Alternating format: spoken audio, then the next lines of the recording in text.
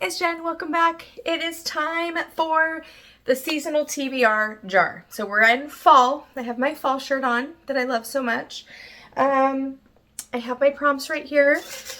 Give them a little mix up. But first, before we pick my 5 or 6 books for fall, let's see how I did with my summer TBR. Now, I picked out 6 books. The first one I want to talk about, the prompt was a romance, and I picked up The Friend Zone by Abby Jimenez, which I need to get a new copy. I took that on vacation with me, and I read it. Some of my sisters read it, loved it, 5 stars, so that was a win. But now I no longer have a copy because I left it with a sister to read. But I like to spread the Abby Jimenez love to whoever I can. So another 5-star by her. This one does have trigger warnings for infertility, just as a heads up, but it was so good. So good. One little thing, it wasn't enough to knock off a star, but in that book, the lack of communication between 2 adults went a little bit too long for me, but it didn't bug me enough to like knock off a star or anything. But if I had to critique it at all, it'd be that, but that's more of a me pet peeve versus like a problem with the actual story, the actual book, but 5 stars. Then I read The Soul of an Octopus, which was my nonfiction pick. This was also 5 stars. I can't believe how much I enjoyed this. I don't read a lot of nonfiction, but I didn't feel bored. I didn't feel like, even though there's a lot of science and information in here, I didn't feel like I was reading a textbook. But you guys have heard my wrap-ups on all of these, but this was another win for me. The next one was for Ugly Cover, and that was Good Girls Don't Die by Christina Henry. I did not get to this one. Still think the cover's ugly. Still plan on reading it. Staying on my shelves. Just didn't get to it. Next one, the prompt was most anticipated, and that was Home is Where the Bodies Are. I read this one and loved it as well. Such a cute book. Love that special edition. I know I'm kind of going through these fast, but you guys have already heard all about these. The next one was the kid pick. My daughter Ashley picked out a book for me. It was something that she's read and loved, and that was House of Salt and Sorrow by Erin A. Craig. I did not get to this one. I'm hoping it will fit a prompt for the fall because I still really want to pick it up. It's such a gorgeous book. There's a little kid pick from earlier, but I've shown it. Octopus on here. It's such a cool book. Yeah, and this is part of a series too. I believe there's 2 in the series. Didn't get to that one. And then last but not least was a new release, and I picked up Funny Story by Emily Henry, 5 stars. This may be my favorite Emily Henry. I loved it so much. You guys know that already. But not too bad. So I got to 4 out of 6 of them. So not too bad at all. Obviously, I'm not getting rid of the 2 I didn't get to. They're just going back on my shelves. I just enjoy picking out prompts. So these are the 2 I didn't get to. And then these 3 I got to, plus The Friend Zone, which I no longer have a copy. So there you go. All right, we put those aside.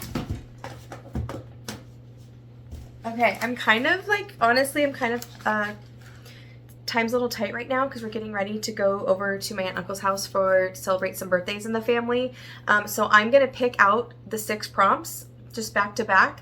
And then if I have time to share with you right now the books that I'm going to choose to match those prompts, I will do that. But if I run out of time, I might be at a different day when I actually pick these out because I might have to give it some thought. But let's pick the 6 prompts and see how we are on time.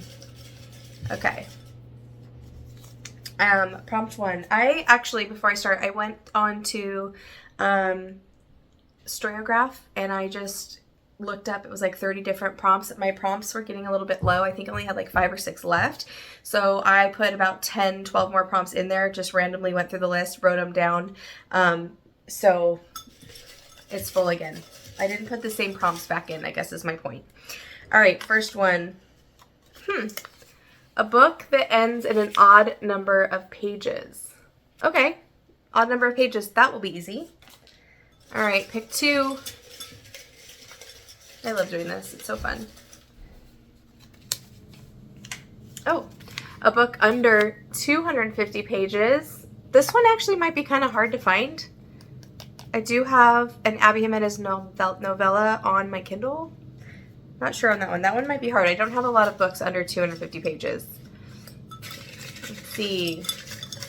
Number 3. I'll try to get one that's not yellow. Let's see. Oh, okay. Yellow is the one I just added. Those are both new. All right, pick number 3 is a plant. Plant on the cover. Okay. All right. I already have book ideas popping in my head as I'm doing this.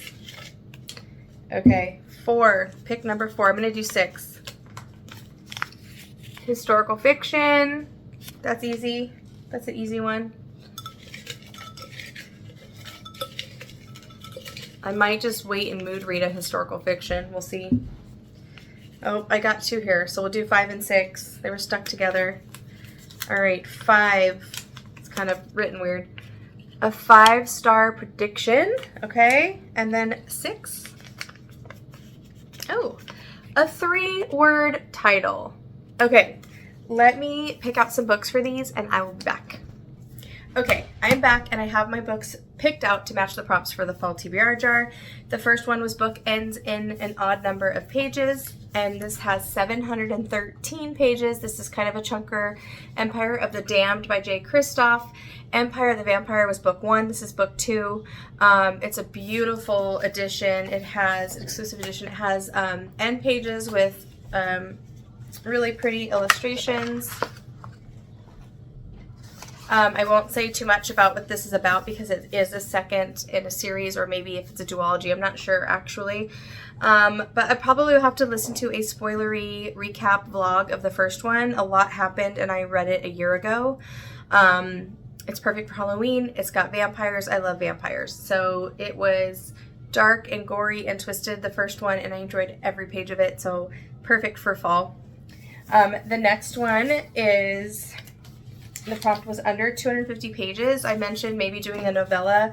That still might happen, but then I found Promise Not to Tell by Jennifer McMahon. I have not read this one of hers, and I really like her stories. And this one is just under 250. It's literally 249 pages. So, yeah. This one is about a 41-year-old school nurse named Kate. She returns home to a rural Vermont to care for her mother who has Alzheimer's. And on that night she arrives, a young girl is murdered in a horrific way. This crime kind of mirrors another from Kate's childhood. And so 3 decades earlier, her dirt poor friend Dell shunned and So 3 decades earlier, her dirt poor friend, Dell, who was known as Potato Girl, was brutally slain, and the killer was never found. So this should be a really quick read, 249 pages, and it's spooky for the fall. There you go. I would like to read Jennifer McMahon to 0, so this will help with that. I think I might only have maybe one more to read her to 0 after this one. Not sure. Okay, next one is Plant on the Cover. This is the one I did the try a chapter for because I had 3 that I was interested in reading, but I decided to pick up Hester by Lori Lico Albanese. This is a retelling-ish of, or inspired by The Scarlet Letter, which I read in school and enjoyed that. What's really cool about this is one of the characters in it, I'm not sure if it's the main character, it might be, has something called synesthesia, if I'm saying that right. It has a note to the reader right here. And so synesthesia is a unique sensory phenomenon that affects less than 10% of the world's population. A person with synesthesia, or joined perception, often experiences multiple sensory responses when only one sense has been stimulated. So it says, painter Kandinsky saw colors when he listened to music, and apparently Billie Eilish, who's a musician, reports, I know she is, she reports a wide array of it's a hard word, synesthetic experiences that include color, sound, texture, and temperature. So 2 types of this are experienced in Hester. So that sounds really interesting. Never read anything like that with a character that has that in there. So we have Isabel Gamble. She's a young seamstress carrying generations of secrets. She set sail from Scotland in the early 1800s with her husband Edward. An apothecary who has fallen under the spell of opium, he has piled up debts, forcing them to flee Glasgow for a fresh start in the New World. But only days after they arrived in Salem, Edward abruptly joins a departing ship as a medic, leaving Isabel penniless and alone in a strange country, forced to make her way by any means possible. When she meets a young Nathaniel Hawthorne, the two are instantly drawn to each other. He is a man haunted by his family's role in the Salem witch trials, while she is a skilled needleworker troubled by her own mysterious talents. Yeah, I figured this has plants on the cover. We got Salem Witch Trials, which speaks fall to me, and I really enjoyed Scarlet Letter. The synesthesia is interesting, so that's what sold me on this one for that pick. Excited. Next one was historical fiction. I tried to read this book in August, and I just didn't get to it, and something about the fall and historical fiction just go hand in hand for me. So I am going to give it another shot to read The Attic Child. I did not get to this in August. Spoiler alert, depending on which order these videos go up. But this one we have 2 timelines, early 1900s and then 1974, and we have 2 girls who have kind of horrific stories, and they were both locked in the same exact attic for different reasons years apart. And I heard this was just 5 stars from a lot of people I trust, so I decided to keep that on my TBR and put it for the fall. I have so much historical fiction behind me that I want to read, so that was kind of a hard pick, but this one's just calling at me, and the orange in the fall, it's perfect. Okay, let's see, that's 4. Okay, the 5th was 5-star prediction.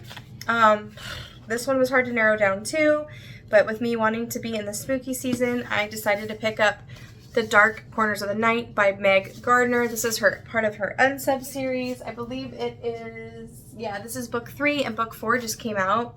I actually have a really cool special edition I got from, I think it was Power of the Pen, which is an independent, I think that's what it's called, independent bookstore in Arizona.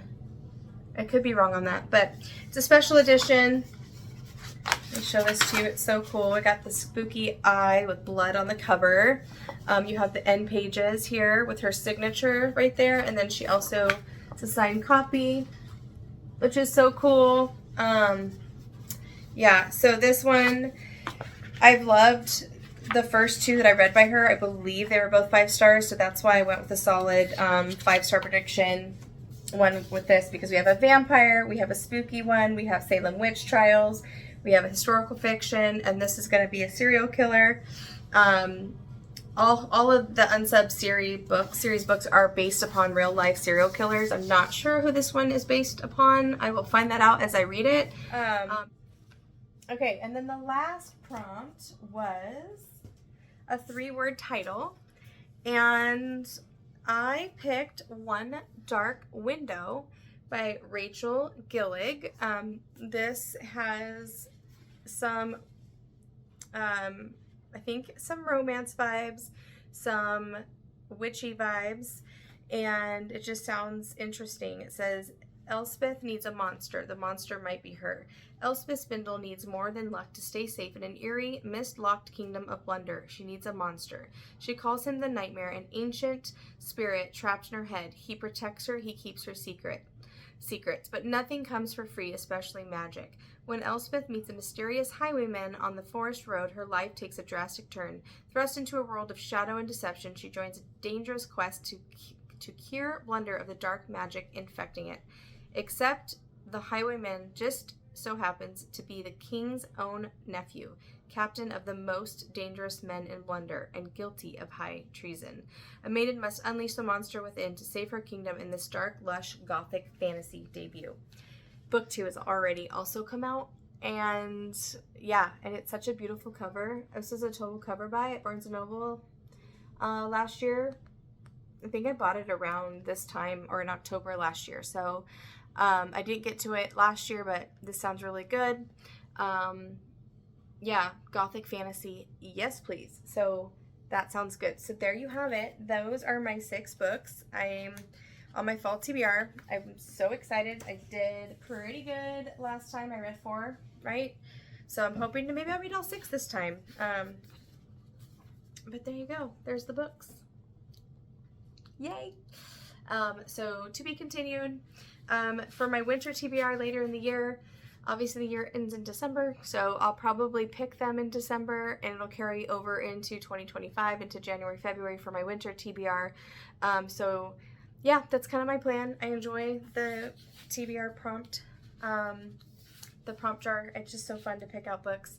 So yeah, anyway, that's it. Thanks again for watching my video, and happy reading. I'll see you guys in the next one. Have a good day. Bye.